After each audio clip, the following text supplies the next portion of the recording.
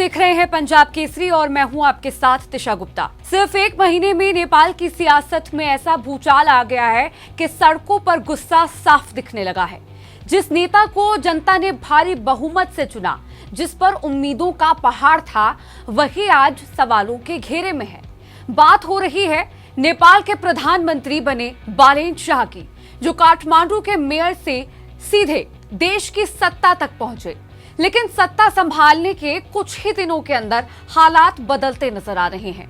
जिस नेता को युवाओं ने अपना चेहरा माना, जिसने भ्रष्टाचार के खिलाफ आवाज उठाकर पहचान बनाई, उसी के खिलाफ आज छात्र सड़कों पर उतर आए हैं। नेपाल के कई शहरों में प्रदर्शन हो रहे हैं और ये गुस्सा सिर्फ एक मुद्दे का नहीं है, बल्कि कई फैसलों का नतीजा है। सबसे पहले बात करते हैं उस फैसले की जिसने आम लोगों की जेब पर सीधा असर डाला। बालेन शाह सरकार ने भारत से आने वाले 100 रुपए से ज्यादा के सामान पर कस्टम ड्यूटी अनिवार्य कर दी है। अब सुनने में ये एक सामान्य सा फैसला लग रहा है, लेकिन जमीनी हकीकत कुछ और है। नेपाल के सीमावर्ती इलाकों में रहने वाले लोग रोजमर्रा की जरूरतों के लिए काफी हद तक भारत पर निर्भर रहते हैं। छोटे छोटे सामान, दवाइयां, किराना, कपड़े, सब कुछ। ऐसे में जब इन चीजों पर टैक्स बढ़ा तो लोगों का गुस्सा भी बढ़ गया है। लोग सड़कों पर उतर आए। उनका कहना है कि ये फैसला आम आदमी पर बेवजह का आर्थिक बोझ डाल रहा है और यही वजह है कि ये मुद्दा अब बड़ा विरोध बन चुका है। अब बात करते हैं दूसरे बड़े विवाद की, छात्र संघ पर रोक। जी हाँ, वही छात्र जिन्होंने कभी बालेन शाह को अपना नेता माना, आज वही उनके फैसले के खिलाफ खड़े हैं। सरकार ने राजनीतिक दलों से जुड़े छात्र संगठनों पर रोक लगा दी है और इसे लेकर युवाओं में भारी नाराजगी है।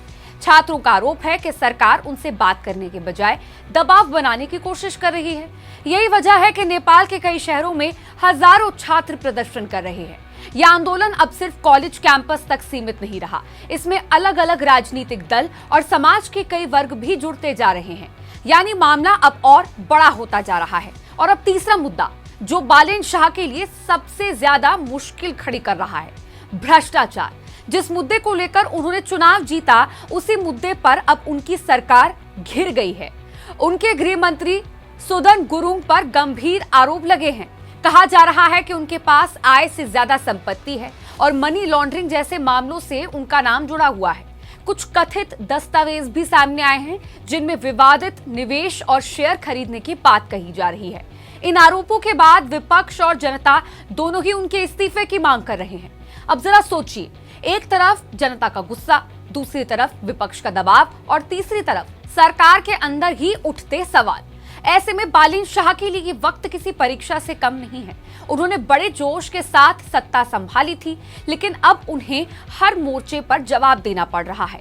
हालात ये हैं कि सड़कों पर प्रदर्शन बढ़ते जा रहे हैं, लोग अपने अपने मुद्दों को लेकर आवाज उठा रहे हैं और सरकार पर दबाव लगातार बढ़ रहा है। अब सबकी नजर इस बात पर है कि बालेन शाह इन हालात को कैसे संभालते हैं। क्या वो अपने फैसलों में बदलाव करेंगे? क्या वो जनता से संवाद बढ़ाएंगे या फिर ये विरोध और तेज होगा? ऐसे ही और अपडेट्स के लिए बने रहिए पंजाब केसरी के साथ। नमस्कार।